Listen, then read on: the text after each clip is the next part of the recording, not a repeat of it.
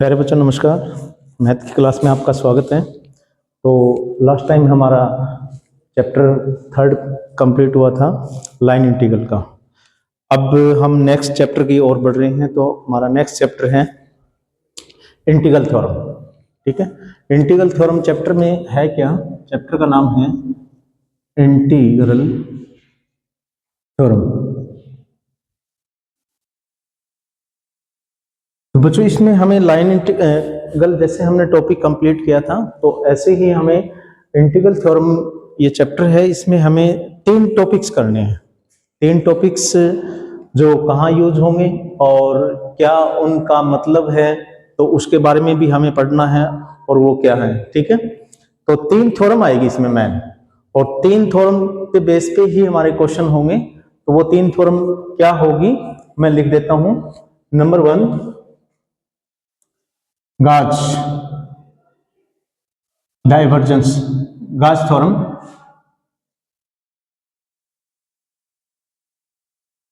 ठीक है, नंबर 2 है स्टोक्स थ्योरम।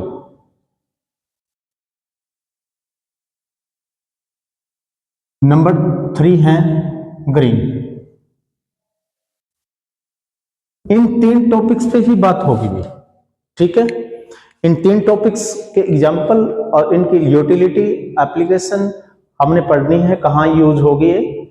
और जिस प्रकार से हमने लास्ट टाइम लाइन इंटीग्रल के बारे में पढ़ा था, लाइन इंटीग्रल में क्या फाइंड आउट करता है, तो वहां पर हमने ये पढ़ा था कि एफ डॉट डी आर। ठीक है, और ये कोई कर्व सी थी, तो इस कर्व के ऊपर कोई फंक्शन एफ वेक्टर फंक्शन चल रहा था। तब हम ये लाइन इंटीग्रल फाइंड आउट करते थे, तो ये क्या निकालता था? ये एक जैसे हमारे पास कर्व है और ये जो कर्व सी है इसके बारे में इंफॉर्मेशन है। ये कर्व का समीकरण क्या है, ये कर्व की लिमिट क्या है। फॉर एग्जांपल हमारे पास लिमिट ये है कि x is equal to A से लेकर और x is equal to B तक हमें इस लाइन की लेंथ फाइंड आउट करनी थी। ठीक है, अब तक तो हमने ये पढ़ा था लास्ट टाइम में, तो इसकी हमें लेंथ फाइंड आउट करते थे। बट अब हमारे पास क्या है, इंटीग्रल थ्योरम कहता है कि हमारे पास एक सरफेस के अंदर चलेगी। ठीक है ना, सरफेस के ऊपर हमें इसके ऊपर वर्क डन करते हैं। सरफेस में क्या करेंगे, एक तो किसी की कर्व द्वारा कवर किया हुआ सरफेस एरिया फाइंड आउट करना हमें।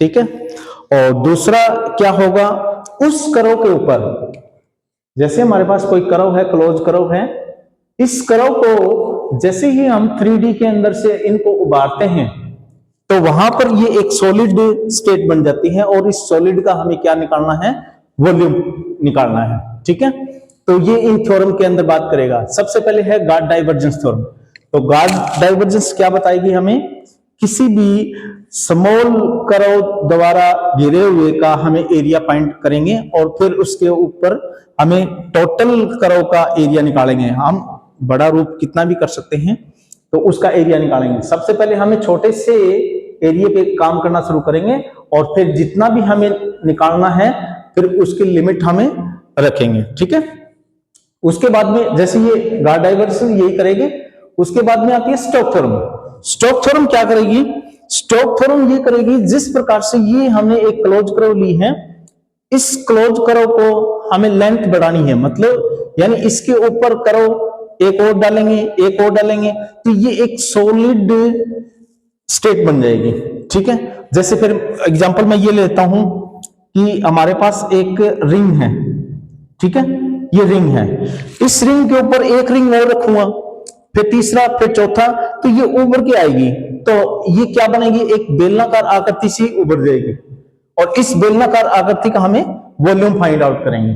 ठीक है, और गाज थ्योरम क्या करेगी, गाज थ्योरम ये करेगी कि इस ये जैसे इस बोर्ड का एरिया निकालना है, तो हमें इस बोर्ड का एरिया सारे का कंप्लीट नहीं निकालना, हमें क्या करना है, इस छोटे से पोर्शन का एरिया निकाल देंगे और फिर हम ये देखेंगे कि ये कितनी यूनिट इसके अंदर आएगी और उसको मल्टीप्लाई कर देंगे। मल्टीप्लाई के रूप में हम इंटीग्रेशन का प्रयोग करते हैं।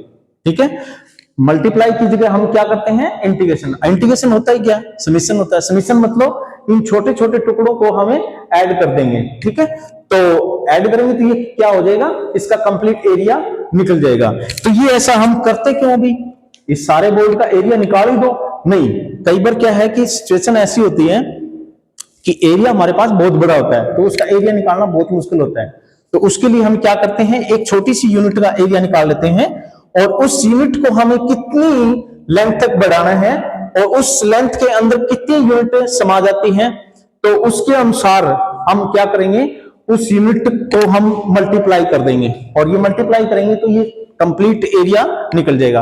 वो यूनिट अपने पास कितनी है वो हम देख लेंगे, ठीक है। तो इस प्रकार से स्टोक्स थ्योरम क्या करेगी, वॉल्यूम इंटीग्रल निकालता है, यानी वॉल्यूम निकालेगा। और गॉस डाइवर्जेंस थ्योरम क्या करेगी, हमारे पास है सरफेस इंटीग्रल ज्ञात करेगा, ठीक है। तो इसके बारे में डिस्कस करेंगे। उसके बाद में आती है ग्रीन थ्योरम। ग्रीन थ्योरम क्या करती है, ग्रीन थ्योरम के अंदर कहता है कि ये जो दो थ्योरम पड़ी है, इन एक दूसरे को कन्वर्ट करने के लिए काम आएगी, ठीक है। इंटीग्रेशन जो ट्रिपल इंटीग्रेशन निकालेंगे, वॉल्यूम निकालते हैं तो वो ट्रिपल इंटीग्रेशन निकालते हैं, सरफेस इंटीग्रेशन निकालते हैं वो डबल इंटीग्रेशन निकालते हैं। तो कई बार क्या है कि ये जो डबल इंटीग्रेशन और ट्रिपल इंटीग्रेशन हमसे निकलते नहीं है, ठीक है, तो उसको कन्वर्ट करने के लिए काम आती है, ठीक है। तो कई बार क्या है, गॉस डाइवर्जेंस थ्योरम को हमें वॉल्यूम इंटीग्रल के अंदर कन्वर्ट करेंगे, क्यों? क्योंकि कई बार सरफेस इंटीग्रल निकलता नहीं है, और कई बार क्या है कि वॉल्यूम इंटीग्रल को ही हमें सरफेस इंटीग्रल में कन्वर्ट करना पड़ेगा, क्यों? क्योंकि कई बार वॉल्यूम हमसे नहीं निकलता है, ठीक है। तो इस प्रकार से ये दोनों थ्योरम एक दूसरे में कन्वर्ट भी करेंगे हम, तो ये ध्यान रखना। और ग्रीन थ्योरम क्या करेगी, ग्रीन थ्योरम कहता है कि एक सरफेस इंटीग्रल होता है, इसका एक अन्य रूप और होता है, उसको फाइंड आउट करने के लिए हमें ग्रीन थ्योरम का प्रयोग करना है, ठीक है।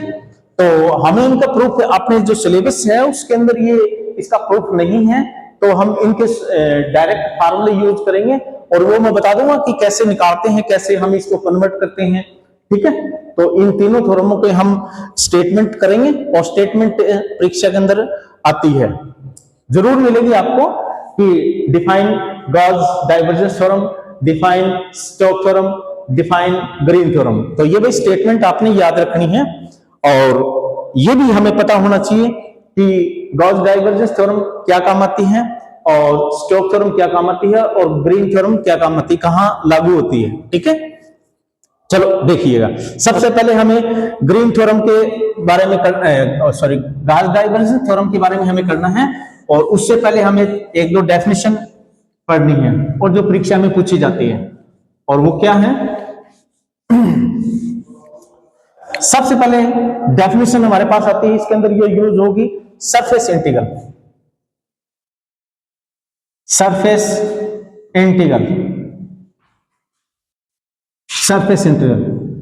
पृष्ठ समाकलन,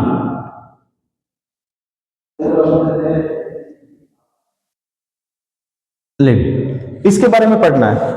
तो इसकी एक लाइन के अंदर परिभाषा है कि एक दिए हुए क्षेत्र का, छोटे से क्षेत्र का समाकलन ज्ञात करना, यानी उसका एरिया फाइंड आउट करना, क्या कहलाता है, सरफेस इंटीग्रल। इंटीग्रल का मतलब आप क्या सोच रहे हो कि भी कंफ्यूज हो रहोगे, इंटीग्रल एक्चुअली में होता क्या है, समीशन ही होता है। तो यहां पर इंटीग्रल का मतलब कई बार कंफ्यूज हो गए आप। सरफेस इंटीग्रल का मतलब कहता है कि टोटल सरफेस का एरिया निकालना है, ठीक है, ये काम करना है। तो यानी एक छोटा सा पृष्ठ है, फिर उसको इसी यही यूनिट एक और इसके साथ एडजस्ट करते हैं, एक यहां पर एडजस्ट करते हैं, तो ये क्या है, ये यूनिट में जो लगा रहा हूं, यानी ये सेम है, मतलब यहां पर तो इरेगुलर आकृति बननी है, तो ये हमारे पास टोटल क्या एरिया बनाएगी, ये, ठीक है। तो इसका एरिया निकालना सरफेस इंटीग्रल कहलाता है, ठीक है। सरफेस इंटीग्रल का फार्मूला क्या होगा वो हम यूज कर लेते हैं, जो हमें लाइन इंटीग्रल का फार्मूला पढ़ के आए हैं उसी को ही यूज करेंगे। तो कहता है कि एक वेक्टर फंक्शन होगा, यानी इस पृष्ठ का समीकरण होगा, वो क्या लिखेंगे, तो s से डिनोट कर देते हैं, यानी f से डिनोट करेंगे, f वेक्टर फंक्शन होगा, और उसका f डॉट में और ds, वहां पर dr करते थे, r क्या होता है, डिस्प्लेसमेंट होती थी, यहां पर ds किया नोटेशन के अंदर, तो ds क्या है, एरिया को रिप्रेजेंट करता है, ठीक है, एरिया के रिस्पेक्ट में हमें इंटीग्रेशन करना है, ठीक है।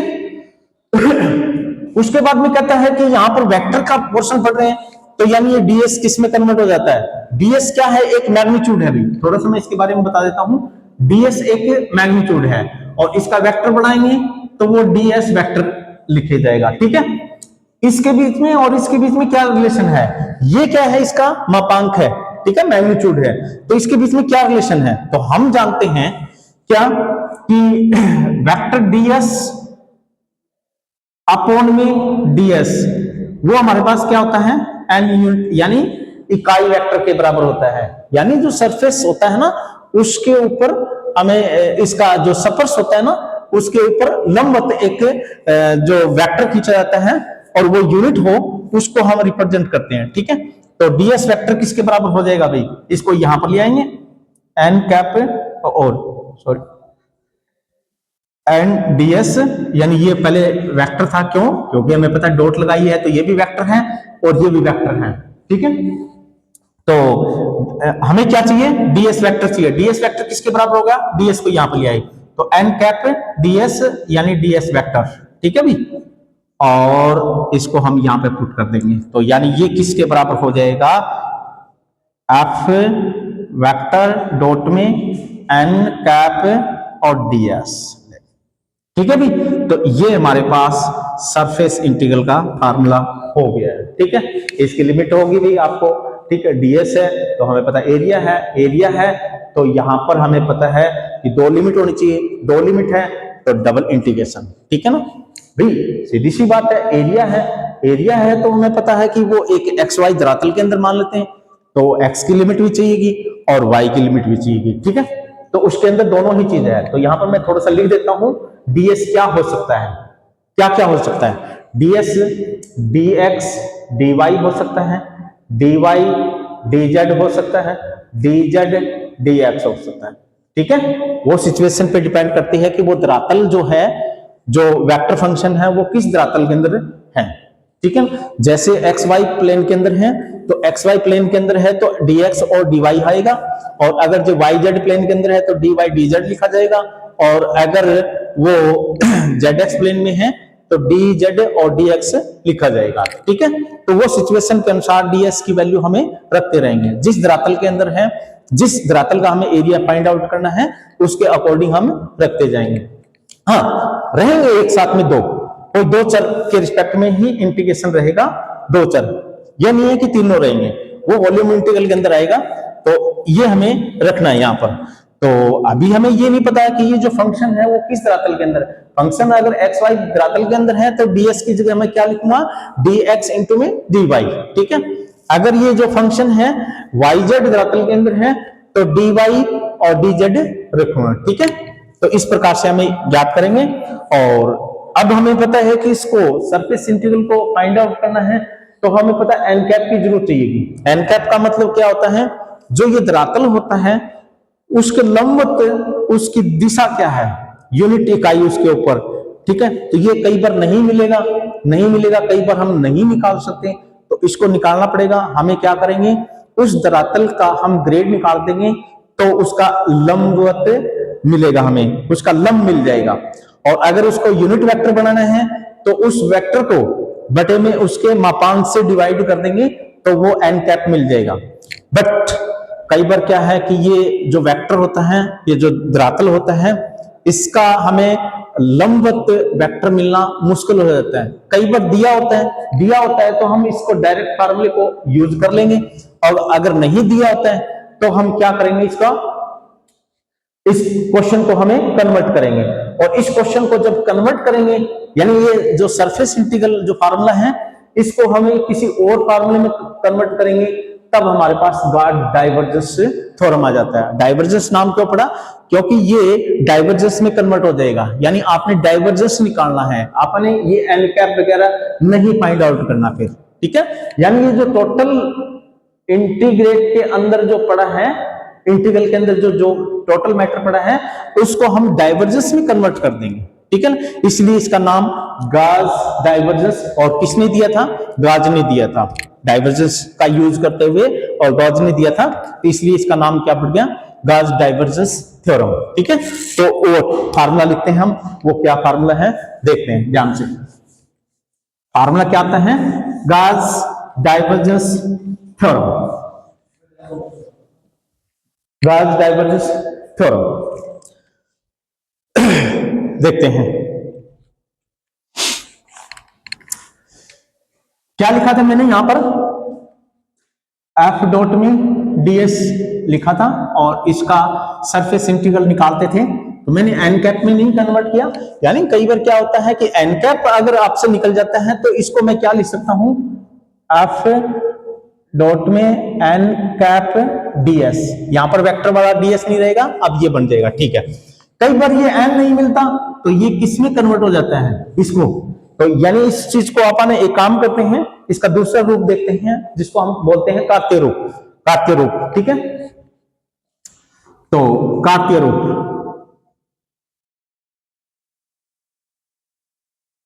कार्तीय रूप, तो माना फंक्शन f है, वेक्टर है, तो f वेक्टर को हम क्या लिखेंगे, f1 i प्लस में f2 j प्लस में f3 k। लेकिन ये फंक्शन f है, वेक्टर फंक्शन है, तो इसको हमें i j के कंपोनेंट के फॉर्म में लिख दिया। ds है, ds वेक्टर है, वो हमारे पास क्या मिलेगा, ds है मतलब एरिया ही है, और एरिया को आप a से, तो यानी आप इसको ये भी लिख सकते हैं dA।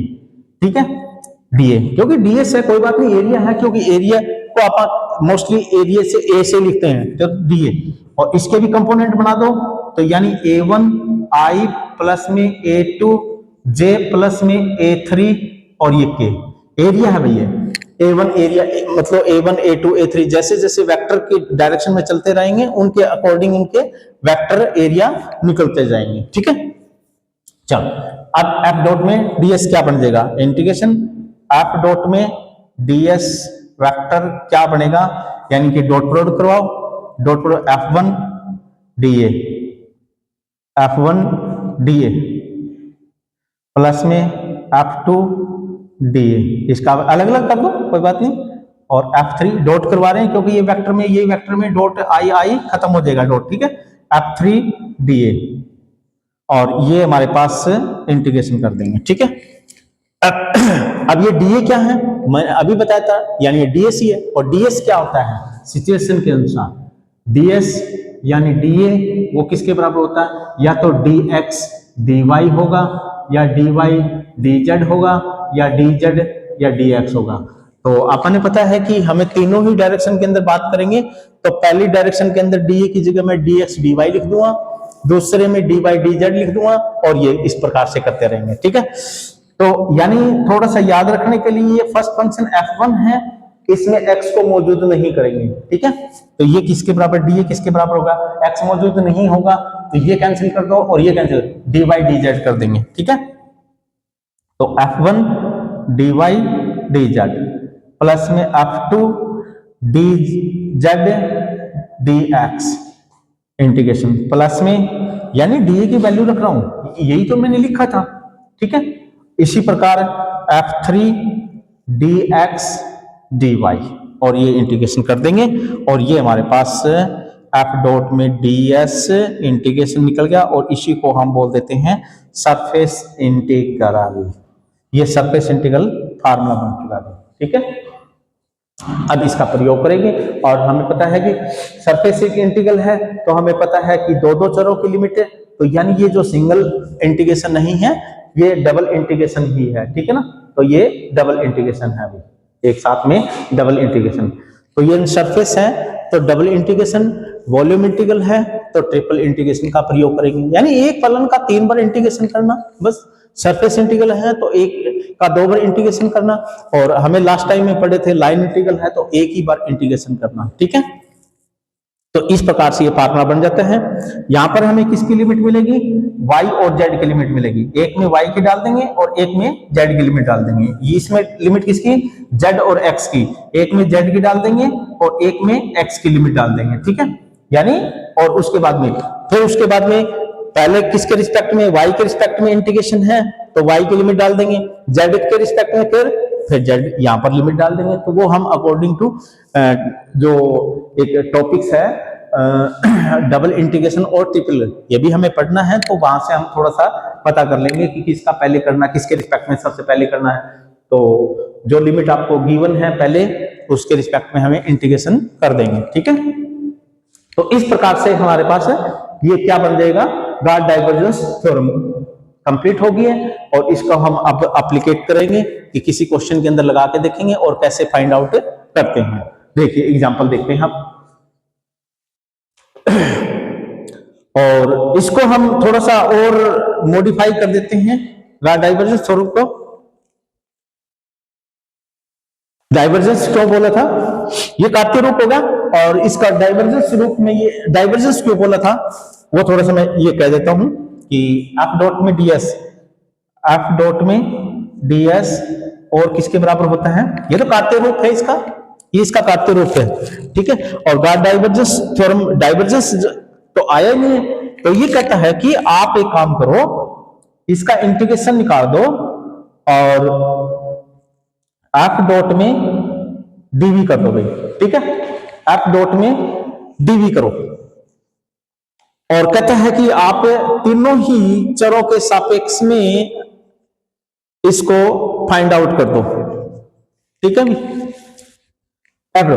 तो ये वॉल्यूम है, और ये वॉल्यूम किसके बराबर है, तो जिस प्रकार से ds है, dx dy dz dx होगा, इसी प्रकार dv क्या होगा, वो क्या होगा, तीनों ही चर मौजूद होंगे, dx dy और ये dz।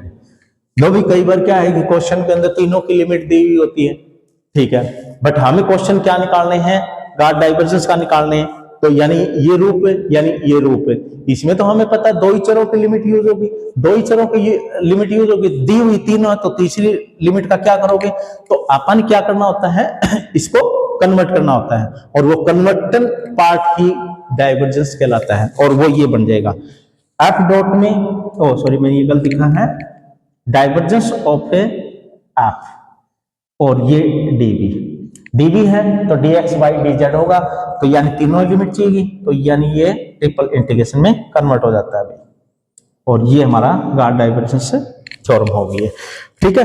कई बार क्या है कि तीनों लिमिट दी होती है तो ये फार्मूला लगा देंगे, तीनों नहीं दी हुई होती है, दो ही दे रखी है, तो ये फार्मूला, और ये फार्मूला हमें पता है कि ये होगा, यानी n कैप की जरूरत पड़ेगी, और फिर जिस धरातल के अंदर है तो हमें ये यूज हो। तो आपने ने क्या सीखा है कि गॉस डाइवर्जेंस थ्योरम हमें ये कहता है कि जो डबल इंटीग्रल है वो ट्रिपल में कन्वर्ट हो जाता है। ट्रिपल में क्यों, क्योंकि तीनों लिमिट आपको दी हुई होती है, ठीक है। और कई बार क्या होता है कि दो ही लिमिट दे रखी है, तो दो जिस धरातल के अंदर है तो दो ही लिमिट है, तो हमें इसका प्रयोग कर लेंगे, तो फिर उसके ऊपर हमें क्या करना पड़ेगा, उसकी इकाई सदिश की जरूरत पड़ेगी, तो इकाई सदिश, ठीक है भी। तो यानी कई बार हमें इससे ये डायरेक्ट निकल जाता है, और कई बार नहीं निकलता है तो हमें इसकी हेल्प लेनी पड़ती है। कई बार इसकी हेल्प से नहीं, क्यों, क्योंकि तीनों लिमिट नहीं मिलेगी, तीनों नहीं मिलेगी तो हमें ये भी यूज करना पड़ेगा। और कई क्वेश्चनों के अंदर तो ये गॉस डाइवर्जेंस थ्योरम का क्वेश्चन जो आता है, लास्ट टाइम भी आया था, बीएससी बीएड फर्स्ट में भी आया था, और बीएससी के अंदर भी पूछा गया था कि आप इसको वेरीफाई भी कीजिए भाई। वेरीफाई का मतलब क्या होता है, आपने एफ डॉट ds अलग से भी निकालना है, उस क्वेश्चन के अंदर जो भी चीजें रखी है, और आपने ये भी निकालना है अलग से, और फिर इन दोनों को इक्वल करना है, ठीक है ना, कोई भी रिलेशन नहीं है।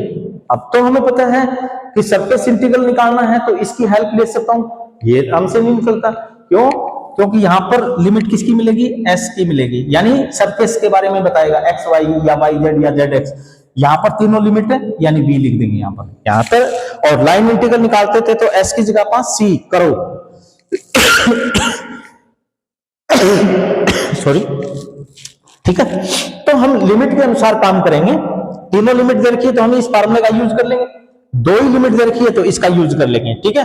और वेरीफाई है तो हमें ये भी निकालना है और ये भी निकालना है, ठीक है। तो ये हमारा फार्मूला था, और ये हमारे पास डेफिनेशन थी किस नाम, सरफेस इंटीग्रल की डेफिनेशन।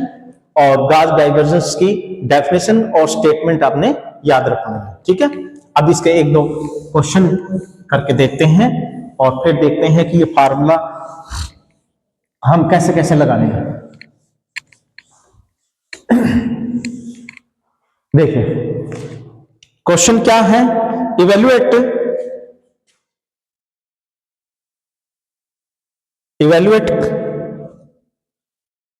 एस लिख दो, ऐसे यानी डबल इंटीग्रेशन। कई बार क्या होता है बुकों के अंदर ए इतना ही लिखा होता है, एफ डॉट में एन कैप डीएस, बस इतना ही कहता है, ये ज्ञात कीजिए। तो जब हमें पता है कि ये सरफेस इंटीग्रल निकालने हैं, सरफेस है तो ये डबल लिमिट मिलेगी आपको, ठीक है। तो यानी या तो आप उसको रिप्रेजेंट ही कर दो या फिर आप इस नीचे एस लिख दोगे, ठीक है। या इसको मैं ऐसे भी लिख सकता हूं, एस और एफ डॉट में एन कैप डीएस, यानी ये जो एफ फलन है उसके लंबवत इकाई सदिश होता है ये, ठीक है। और जिस धरातल के अंदर होता है दो चर यूज होंगे वो डीएस होता है, ठीक है। वो धरातल पे भी डिपेंड करता है। और क्या दिया हुआ क्वेश्चन के अंदर, इस एस के बारे में बता रहा है वो इस एस के बारे में बता रहा है कि ये एस जो धरातल है वो किस तरह का है, ठीक है, किस प्लेन के अंदर है वो बताएगा आपको। वो ये कहता है कि S is surface of cube, कहता है ये क्यूब ही है एक हमारे पास, ठीक है भी। क्यूब में बताओ क्या क्या दे रखे हैं, x is equal to 0, x is equal to 1, y is equal to 0, y is equal to 1, z is equal to 0 और z इज इक्वल टू 1। ले और कुछ बस इतना मैटर दिया हुआ है। s के बारे में डिटेल ये दे दी है इन्होंने, ठीक है। f डॉट में एन डी एस एस ये फाइंड हमने करना है।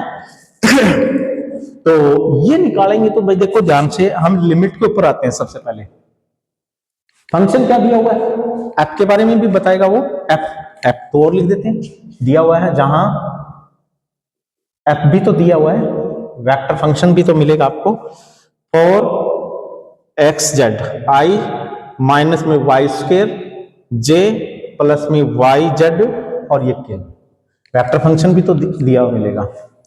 तो हमें एफ डॉट में एनडीएस निकालना है। क्वेश्चन को ध्यान से देखेंगे, नीचे लिमिट देखेंगे। सबसे पहले लिमिट में देख रहे हैं, लिमिट हमें दिख रहा है कि x की वैल्यू 0 से लेकर x इज इक्वल टू 1 तक है, y की 0 से लेकर y इज इक्वल टू 1 तक है और z 0 से z, यानी तीनों ही लिमिट दे रखी है। सरफेस इंटीग्रल के अंदर तो दो ही लिमिट की जरूरत पड़ेगी और दो ही लिमिट जरूरत पड़ेगी, तो दो कौन से धरातल में वो भी नहीं पता हमें। तो क्वेश्चन को थोड़ा सा ध्यान से देखेंगे कि लिमिट तीनों ही दे रखी है और तीनों धरातल लगे, क्यूब है हमारे पास, क्यूब है हमारे पास, तीनों ही धरातल के बारे में बात कर रहा है वो, एक्स एक्सिस, वाई एक्सिस और जेड एक्सिस, ठीक है। इसमें कौन सा भी धरातल ले सकता हूं मैं, हमें ये सारे धरातल ही है। सरफेस इंटीग्रल निकालना है तो टोटल सरफेस क्या है इस क्यूब का, वही है बस, ठीक है। टोटल सरफेस इंटीग्रल निकालना है। सरफेस टोटल सरफेस इंटीग्रल का मतलब क्या होता है, इस क्यूब का सारे का पृष्ठीय क्षेत्रफल ज्ञात करना है, ठीक है। कंफ्यूज हो गए मतलब कि भी आपने ज्ञात क्या कर रहे हो आप, तो आपने पता है कि एक धरातल का हमें एरिया निकालेंगे प्लस में फिर दूसरे का, तीसरे का, चौथे का, पांचवें का, छठे का, ठीक है। सभी धरातलों का एरिया निकालेंगे और उसको ऐड कर देंगे। आप कहोगे सर इसका धरातल का एरिया तो हमें पता है कि 6 इंटू में और एक धरातल का निकाल दें, क्यूब है तो बात बन जाएगी, बट नहीं भाई। यहां पर क्या है कि दिशा का बहुत महत्व हो, क्योंकि ये जो धरातल है सामने पड़ा है, इसकी दिशा, इसका अभिलंब की दिशा है ना वो इधर है आपकी तरफ, ठीक है। और इसके जो बैक साइड में जो धरातल है उसकी बैक साइड में है, तो यानी जो एन कैप आ रहा है ना ये हर धरातल पर चेंज हो रहा है, हर धरातल के ऊपर उसकी दिशा चेंज हो रही है। और दिशा चेंज हो रही है तो कोई जरूरी नहीं है कि भी टोटल जो ऐड करें तो 0 भी हो सकता है सरफेस इंटीग्रल, ठीक है। टोटल करें तो वो 0 भी हो सकता है, क्योंकि यहाँ पर दिशा का रोल है। जैसे फॉर एग्जांपल हमें पता है कि एक वेक्टर ये रहा, ठीक है, और एक वेक्टर ये रहा, दोनों ही पैरेलल है, ये ए है और ये भी ए ही है, ठीक है। तो क्योंकि दोनों की लेंथ एक है, बट हमें पता है ये ए है तो इसकी दिशा इधर है, तो ये माइनस में ए हो गया। दोनों को ऐड करेंगे तो टोटल कितना बन जाएगा, 0। हेलो स्टूडेंट्स, आपने लाइन इंटीग्रल निकाले थे वेक्टर के अंदर, तो इसकी लाइन इंटीग्रल निकालेंगे तो ये टोटल 0 बन रहा है, ठीक है। तो वेक्टर के अंदर दिशा का बहुत बड़ा महत्व रोल होता है। तो जीरो आ जाओ कोई दिक्कत नहीं है, कि कुछ कैंसिल हो जाएंगे, कुछ हो सकता है ऐड हो जाएंगे। और अगर कुल ही लेंथ निकालनी थी, वेक्टर का ध्यान नहीं देना था, तो हमें पता है कि इसका मापांक और इसका मापांक और जो टोटल बनता वो लेंथ, बट इसमें दिशा नहीं होती थी। वैसे ही सरफेस के अंदर होता है, ठीक है। तो वैसे सरफेस के अंदर होता है, तो सरफेस में भी जीरो बन सकता है, कोई जरूरी नहीं है। चलिए, अब क्या दिया हुआ है, एक्स वाई जेड तीनों की लिमिट दे रखी गई, और हमें ये निकालना है। धरातल स्पर्श नहीं किया उसने धरातल स्पर्श नहीं किया है कि वो एक्स वाई प्लेन के अंदर है या वाई जेड प्लेन में या जेड एक्स में, बट लिमिट से हमें क्या दिखाई दे रहा है कि तीनों की लिमिट दिखाई दे रही है। तो हम जानते हैं क्या, F dot D S and D S किसके बराबर होता है, तीनों लिमिट यूज करते हैं तो ट्रिपल इंटीग्रल, ठीक है। और डाइवर्जेंस ऑफ एफ वेक्टर के बराबर होता है भाई, और इनटू में डीवी। डीवी मतलब वॉल्यूम, वॉल्यूम का मतलब होता है डीएक्स डीवाई डीजेड, तीनों ही चर आ जाएंगे, ठीक है। इसका दूसरा अन्य रूप क्या हो जाएगा, ट्रिपल इंटीग्रल और divergence of F D X D Y और ये डीजेड। तो एक में एक्स की लिमिट आ जाएगी, एक में वाई की आ जाएगी, एक में जेड की लिमिट आ जाएगी, ठीक है। एक में एक्स की लिमिट, हाँ एक्स की लिमिट हो सकता है यहां पर भी हो सकता है यहां पर हो सकता है यहां पर हो, मुझे नहीं पता कि भाई ये कहां पर लिमिट है, वो एडजस्ट करेंगे जब ट्रिपल इंटीग्रल चैप्टर पढ़ेंगे हम, तो वहां एडजस्ट करना भी सीख जाएंगे कि सबसे पहले लिमिट हमें किसकी लेनी है, उसके बाद में किसकी लेनी है, और सबसे लास्ट में किसकी लेनी है, ठीक है। थोड़ा सा मैं बता देता हूं कि सबसे लास्ट में जो लिमिट होती है ना, वो कांस्टेंट लिमिट होती है, क्योंकि आपको कई बार क्या मिलेगा कि इन क्वेश्चनों के अंदर जो पहली लिमिट है वो तो कांस्टेंट है भाई, 0 से लेकर 1 तक। कई बार क्या मिलेगा आपको, y की लिमिट जो है यहां से लेकर यहां तक निकालते हैं तो वो कांस्टेंट नहीं मिलती है, वेरिएबल के रूप में मिलती है, और इसकी भी वेरिएबल।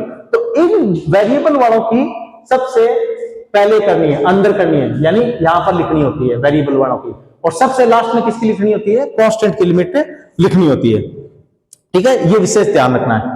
बट यहां पर तो तीनों ही कांस्टेंट है, तो तीनों की लिमिट भी सेम है, कोई दिक्कत नहीं है, क्वेश्चन को आप डायरेक्ट कर सकते हैं, ठीक है। तीनों लिमिट दी हुई है, तो हमें F dot N D S ये ज्ञात करना है, तो यानी ये तो हम जानते हैं कि ये इसके बराबर होता है।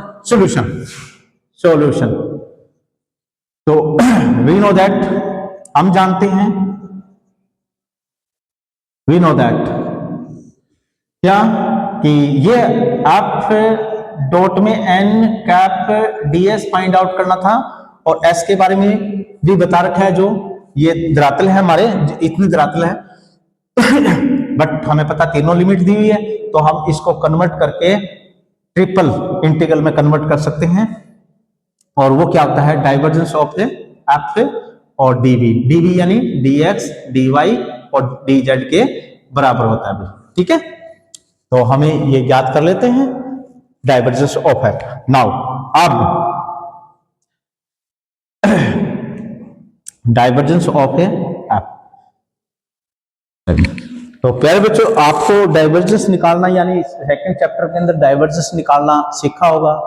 अब वहां पर तो हम डाइवर्जेंस निकाल लेते थे, कहां पर प्रयोग हो रहा था वो नहीं पता था, अब ये प्रयोग होने लग रहा है, ठीक है। यहां पर मैंने कहा था कि ये जो डाइवर्जेंस है हम लास्ट का जो चैप्टर करेंगे तो वहां पर यूज होगा, ठीक है। ग्रेड का भी यूज होगा, करल का भी यूज होगा, ये 3 टॉपिक हम सेकंड चैप्टर में किए थे, तो उनका अब प्रयोग करना है। तो डाइवर्जेंस कैसे निकालते हैं, तो मैंने एक लिख देता हूं, ये डेल का मतलब क्या होता है, I curly by curly X, J curly by curly Y, और K curly by curly Z, और डाइवर्जेंस डॉट एफ। एफ कितना वेक्टर, कहां पर है, ये रहा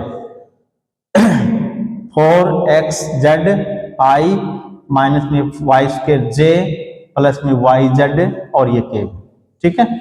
इनकी डॉट करवाएंगे तो देखिएगा क्या होगा, आई डॉट में आई वेक्टर की वेक्टर के साथ डॉट कराएंगे तो 1 हो जाएगा, और ये जो फंक्शन है f1 वो इसके अंदर चला जाएगा, ठीक है। इसी प्रकार ये क्या है f2, यानी ये जो पार्ट लिखे थे मैंने इसमें जो कार्तीय रूप में, ये क्या है f2, तो ये यहां पर आ जाएगा, j डॉट में j 1 हो जाएगा, इसी प्रकार लिख देंगे। तो लिखिए फिर क्या बन जाएगा, curly by curly x, derivative होता है भी कर्ली, ठीक है। 4 एक्स जेड और ये बंद कर देंगे। फिर उसके बाद में माइनस माइनस बाहर कॉमन निकाल दिया और करली बाई करली वाई और वाई स्क्वायर। उसके बाद में के डॉट के 1 और इसके अंदर क्या आ जाएगा Y Z, curly by curly Z Y Z. ठीक है, अब ये फाइंड आउट करेंगे। ये नहीं, ये डेरिवेटिव ही होता है, बट यहां पर जो फंक्शन होता है दो या दो से अधिक चरों के, उसका किसी एक चर के सापेक्ष में डेरिवेटिव करना, किसी एक वेरिएबल के रिस्पेक्ट में डेरिवेटिव करना पार्शियल डेरिवेटिव कहलाता है। ठीक है ना, कोई भी फंक्शन दो या दो से अधिक वेरिएबल यानी चर का हो तो उसका किसी एक चर के सापेक्ष में एक वेरिएबल के रिस्पेक्ट में डेरिवेटिव करें तो वो ये क्या कहलाता है पार्शियल डेरिवेटिव कहलाता है। ठीक है, एक्स के सापेक्ष में करते वक्त जो अदर जो चर पड़े हैं या कांस्टेंट पड़े वो कांस्टेंट रहते हैं, तो 4 और z कांस्टेंट रहेंगे, x का डेरिवेटिव 1 हो जाएगा तो 4z आ जाएगा, ये 4z। y के रिस्पेक्ट में ये सारा y का फंक्शन है तो y का डेरिवेटिव कर दोगे माइनस में 2y। ठीक है, हाँ z के रिस्पेक्ट में करेंगे तो चर तो दो पड़े हैं, वेरिएबल दो हैं, तो z के रिस्पेक्ट में करेंगे तो हमें पता है कि y कांस्टेंट रहेगा और z का कितना डेरिवेटिव हो जाएगा 1, तो यानी कितना हो जाएगा ये y। अब इसको थोड़ा सॉर्ट आउट कर दो, 4z माइनस में y, तो ये हमारे पास डाइवर्जेंस ये बन चुका है। ठीक है, डाइवर्जेंस हमारे पास से ये बन चुका है। ले इसको यहां पे पुट करो तो आता है सरफेस इंटीग्रल एफ डॉट में एन का ds किसके बराबर होगा वॉल्यूम इंटीग्रल।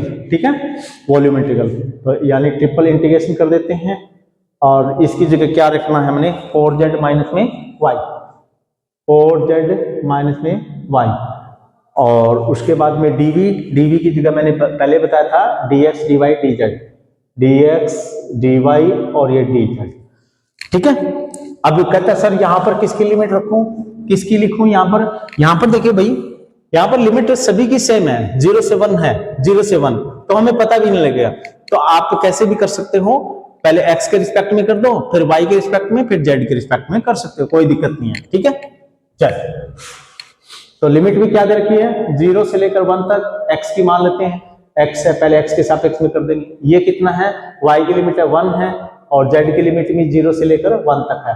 तो x के रिस्पेक्ट में करेंगे तो हमें क्या देखना है, x के रिस्पेक्ट में करेंगे तो अनदर वेरिएबल है वो कांस्टेंट काम करेंगे इस तरह इंटीग्रेशन के अंदर। ठीक है, और या फिर आप ये भी कर सकते हो कि जब ये कांस्टेंट है तो इस इंटीग्रेशन से इसको बाहर निकाल दो, इसको यहां से बाहर निकाल दो और x के रिस्पेक्ट में डेरिवेटिव कर दो। ठीक है, इसको लिखने का जो तरीका है ऐसे भी कर सकते हैं, 0 से लेकर 1 तक, 0 से लेकर 1 तक और 4z माइनस में y, क्योंकि इसमें x है ही नहीं कहीं पर भी, तो ये कांस्टेंट का काम करेगा। और ये बाहर निकाल दिया इस इंटीग्रेशन से, और इंटीग्रेशन ऑफ dx, और इसको अलग से सोल्व कर देंगे 0 से लेकर 1 तक, और फिर क्या करेंगे dy और dz। ठीक है भाई, यानी सिर्फ कुछ है ही नहीं, अगर x होता तो उसको x को यहां ले लेते, x का फंक्शन होता तो यहां ले लेते, नहीं है तो उसको बाहर निकाल दो, ना भी बाहर निकालो तो इसको कांस्टेंट मान के चल पड़ो, और कांस्टेंट मान के चलेंगे तो फिर x के रिस्पेक्ट में इंटीग्रेशन आप देख लो क्या बन जाएगा। देखिए 0 से लेकर 1 तक, 0 से लेकर 1 तक 4z माइनस में y, ये तो कांस्टेंट है बाहर निकाला। अब ये इंटीग्रेशन कितना होगा x 0 से लेकर 1 तक, यानी 1 पुट करेंगे तो ये 1 आ जाएगा। ठीक है, बच गया कितना dy और dz। ठीक है, इस 1 को अब लिखने की जरूरत नहीं है क्योंकि 1 आया था इसका इंटीग्रेशन। चलो अब अपन y के रिस्पेक्ट में मान लेते हैं कि y की लिमिट ही है, क्योंकि यहाँ पर थोड़ा सा पता नहीं लगता कि ये y की लिमिट है कि, क्योंकि तीनों लिमिट सेम है। ठीक है, और क्वेश्चन आएंगे तो मैं वहां पर बताऊंगा, पहले y के सापेक्ष में करना है, पहले z के या पहले x के रिस्पेक्ट में करना। ठीक है, अब ये फंक्शन है मिक्स है। ठीक है, y और z दोनों का, y के रिस्पेक्ट में इंटीग्रेशन करेंगे तो y तो वेरिएबल के काम कर रहा है और 4z कांस्टेंट का काम करेगा, तो आप इंटीग्रेशन कर दो, बस इतना ही ध्यान रखना है और कुछ नहीं है। तो 0 से लेकर 1 तक इसका इंटीग्रेशन करूंगा मैं किसके रिस्पेक्ट में, y के रिस्पेक्ट में, y के रिस्पेक्ट में करूंगा तो ये तो कांस्टेंट है, कांस्टेंट है तो 4z और y के रिस्पेक्ट में करूंगा तो y लग जाएगा, ठीक है, माइनस में। अब y है, y का फंक्शन है, y के रिस्पेक्ट में, तो ये कितना हो जाएगा y स्क्वायर बाई में 2, और लिमिट y की कितनी है 0 से लेकर 1 तक, और dz बस चुका होगा। अब ये ध्यान रखना भाई, अब ये जो अपर लिमिट है ये लोअर लिमिट है, रखनी कहां पर है, तो ध्यान रखना कि y के रिस्पेक्ट में किया था, सिर्फ y की लिमिट है और y के अंदर ही पुट करनी है, अपर और लोअर, ठीक है। ये गलती मत करना, कई बार बच्चे क्या करते हैं z की जगह भी 1 पुट कर देते हैं या 0, नहीं, ऐसा नहीं, ठीक है। तो y की लिमिट है तो y के अंदर ही पुट करनी है दोनों को। चलो कर देते हैं, 0 से लेकर 1 तक फॉर z, यानी ये तो कांस्टेंट है, यहां पर y का मान 1 है, 1 रख दिया, 1 वैल्यू, माइनस में, और y का मान 1 है, 1 का स्क्वायर 1, 1/2, माइनस का 1/2, अपर लिमिट पुट कर दी, माइनस में लोअर लिमिट पे y की जगह 0, ये भी 0, यानी ये सारा मैटर ही 0, बच गया कितना dz, कर दो, इसको भी सोल्व आउट कर दो। अब ये 1 0 से लेकर 1 तक है, और ये कितना बच गया 4z माइनस में 1/2 का इंटीग्रेशन करना है z के रिस्पेक्ट में, तो कर देते हैं। z के रिस्पेक्ट में है, ये तो कांस्टेंट है, ये भी 4 कांस्टेंट है, तो ये z का करेंगे तो 4z स्क्वायर बाई में 2, और माइनस में 1/2z, और लिमिट 0 से लेकर 1 तक, ठीक है। थोड़ा सा यहां पर कर देते हैं, फाइनल आंसर 2 कैंसिल हो जाएगा, 4 को 2 से डिवाइड करेंगे तो 2z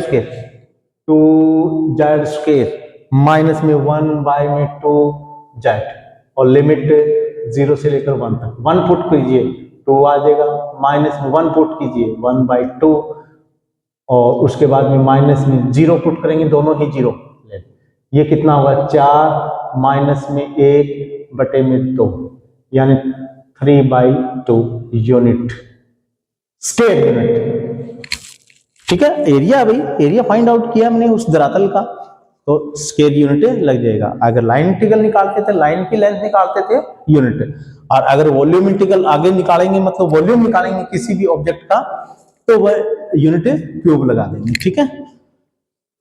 तो ये इस प्रकार से हमें सॉर्ट आउट करना भी, क्वेश्चन को कैसे निकालना है मैंने आपको बता दिया कि लिमिट दे रखी है, तो आपने किसकी लिमिट दे रखी है, तो आपने उसके अनुसार ही चलना है। अगर अब ये कह दें कि सर आप तो डाइवर्जेंस में कन्वर्ट कर दिया f डॉट एन ds में, ठीक है, मैं इसको निकालना चाहता था, क्या हमसे ये निकल जाता, पहले बात तो, ठीक है। देखते हैं f vector dot n vector, यानी उस धरातल का हमें क्या निकालना है, इकाई सदिश निकालना पड़ेगा, बट वो धरातल ही नहीं पता भी हमें क्या है, वो एक्स वाई प्लेन के अंदर है या वाई जेड प्लेन में या जेड एक्स प्लेन में, तो निकालना मुश्किल होगा, तो ये नहीं निकाल सकते, तो हमें पता है ये भी नहीं निकाल सकते।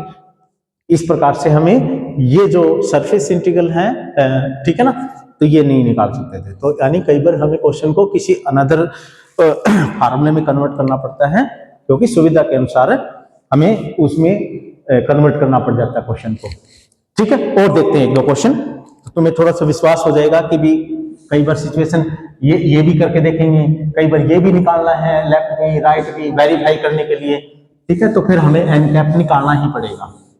अब यहां पर एन कैप निकालते हैं तो सभी धरातलों के निकालने पड़ते भाई, हमें पता है 6 सरफेस बन जाते हैं क्यूब के, तो 6 के तो यानी सभी के एन कैप निकालना पड़ता, ठीक है ना। फ्रंट वाले धरातल का एन कैप अलग होता, तो यानी 6 पार्टों में क्वेश्चन टूटता अगर मैं लेफ्ट साइड वाला इसी के मुताबिक निकालता तो, ठीक है, तो क्वेश्चन थोड़ा बड़ा हो जाता था, इसमें नहीं निकालना, एन कैप नहीं निकालना। चलिए और देखते हैं आगे, सभी सिचुएशन मिलेगी आपको, कैसे कैसे हमें निकालना है, वेरीफाई करते हैं तो दोनों ही साइड निकालनी पड़ेगी हमें। देखिए एक क्वेश्चन है,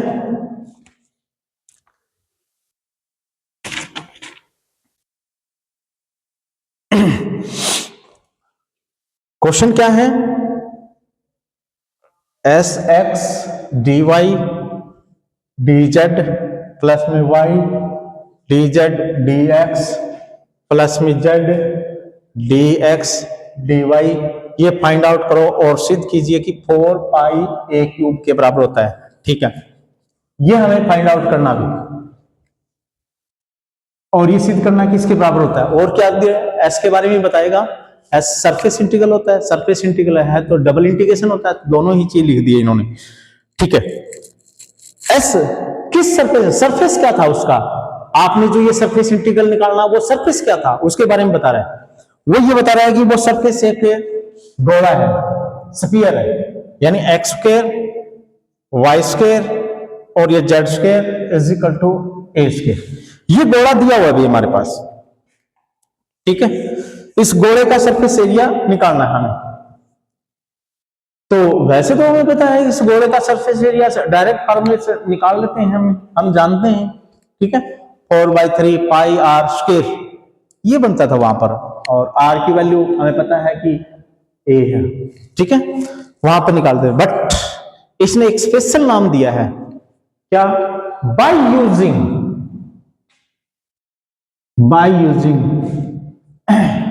सरफेस इंटीग्रल या फिर गाज डाइवर्जेंस,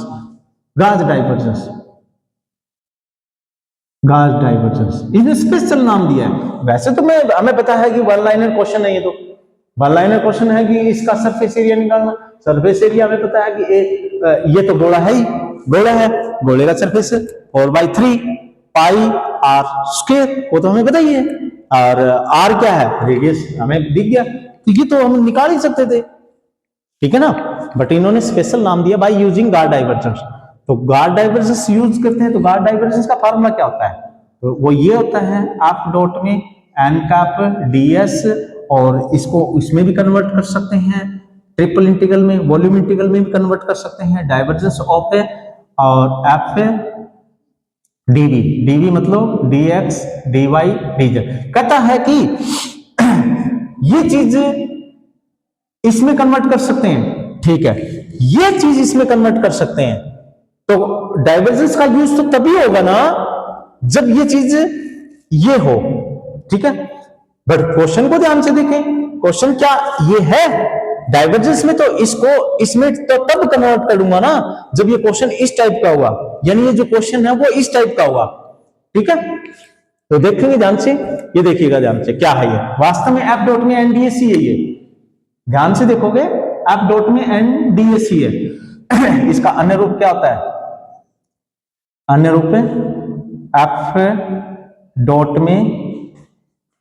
डॉट में ds, यानी वेक्टर की फॉर्म में। अब ये ds वेक्टर नहीं है और ये वेक्टर है, यानी इसका अन्य रूप है, ये भी होता है।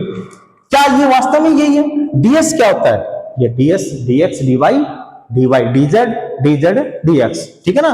यानी आप इसको किस रूप में लिख सकते हैं, f1 dx dy dz plus में f2, यानी आपने इनको कंपोनेंट को फॉर्म में लिख दिया, कन्वर्ट कर लिया, और f2 dy dz, भाई सेकंड वाला y मौजूद एब्सेंट कर दो, पहले वाले में x एब्सेंट कर दो, तो ये dx dz प्लस में f3 और dx dy, ठीक है भाई, यानी ये तो इसके बराबर होता है।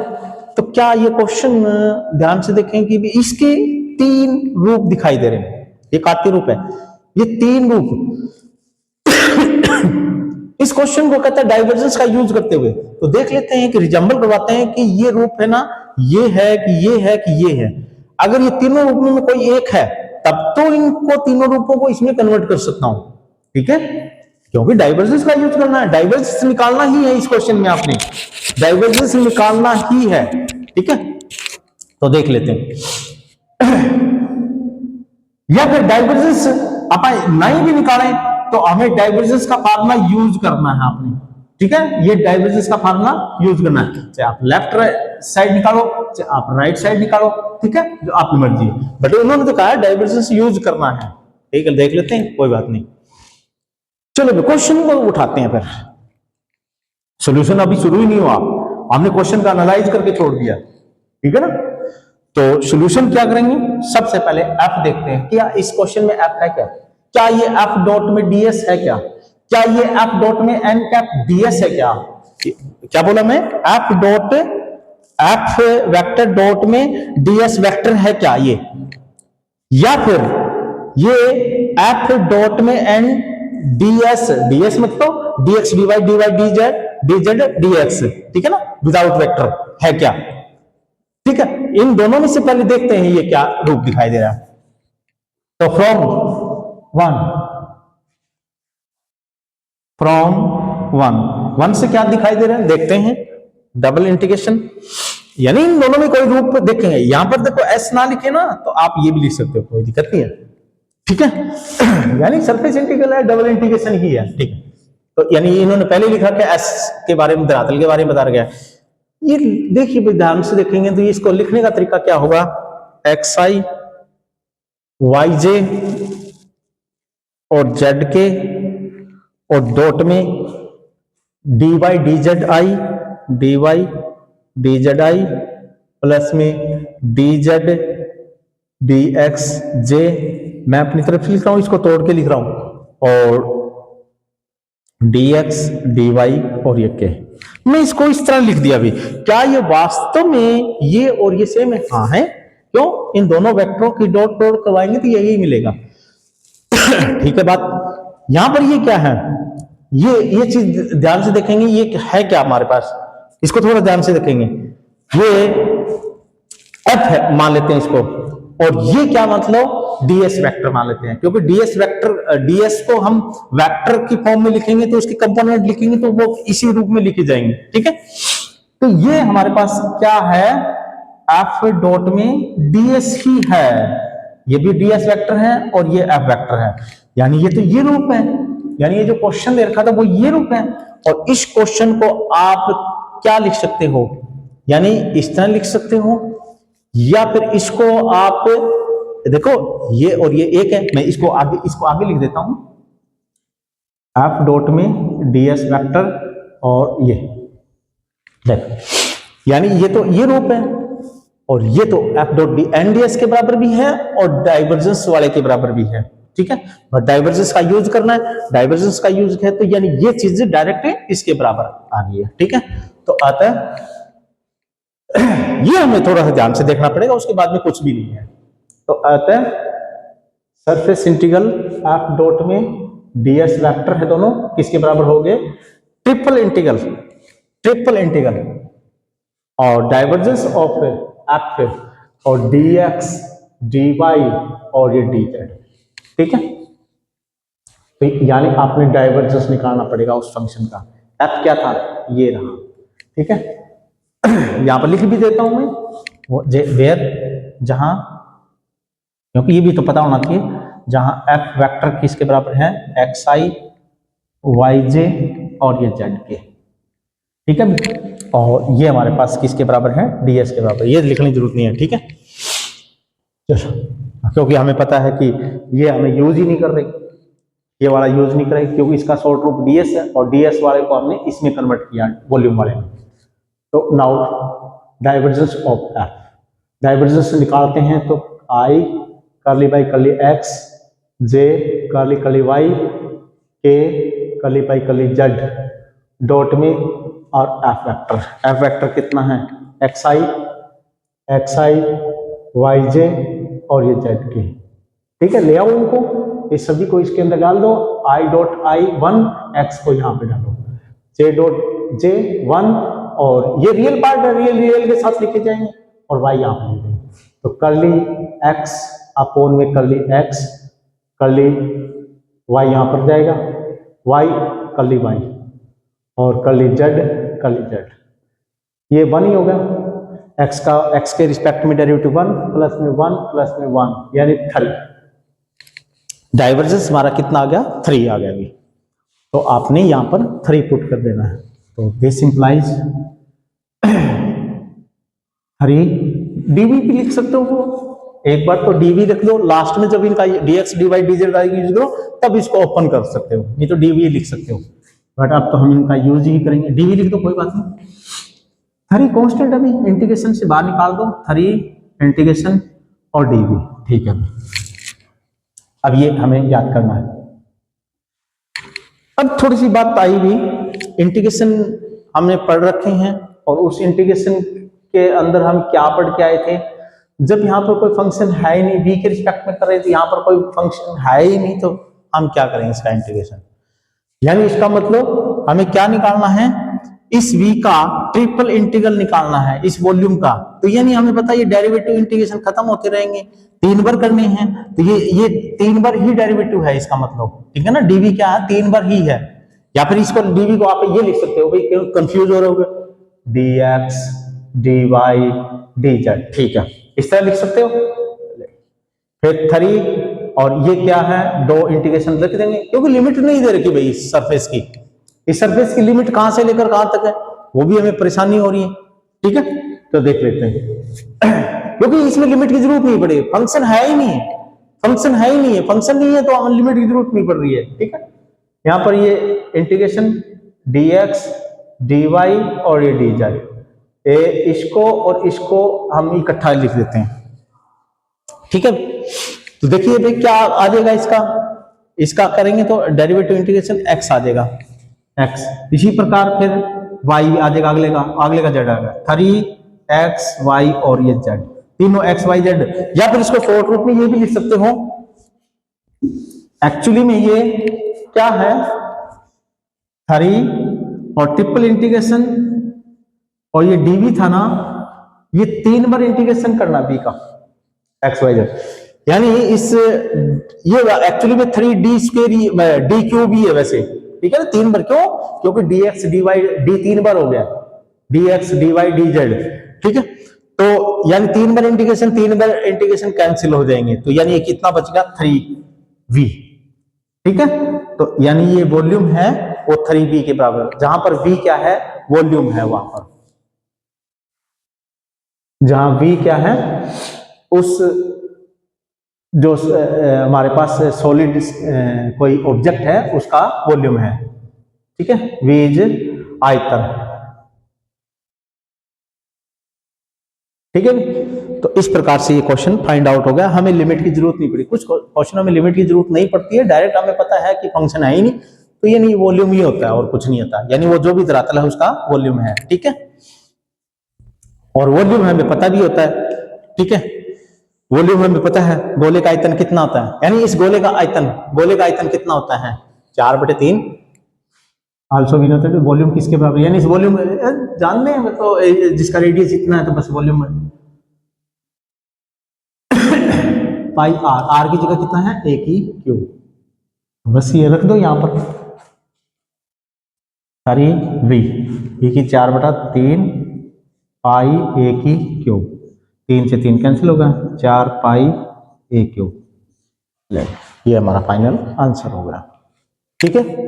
तो इस प्रकार से हमें इन क्वेश्चनों को सॉर्ट आउट करना है। कई बार आपको यहाँ पर डबल इंटीग्रेशन मिलेगा, इस फॉर्म में मिलेगा, तो आपने किस में कन्वर्ट करना है, कई बार क्वेश्चन वेरीफाई करना, left side right side verify करनी है, कई बार इस तरह के रूप दिया हुआ मिलेगा, आपने ये निकालना पड़ेगा, क्यों, क्योंकि हमें पता है इसकी तीनों की लिमिट कई बार नहीं दी हुई होती है, ठीक है ना, वेरिएबल के अंदर होती है 2 लिमिट, तो वो सोल्व करना बहुत मुश्किल हो जाता है, तो हमें इसको इसमें कन्वर्ट यानी ये पोर्शन निकालना पड़ता है, ठीक है।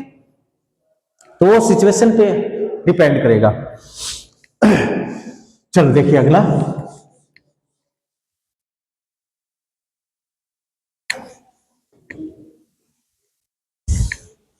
नेक्स्ट क्वेश्चन देखते हैं।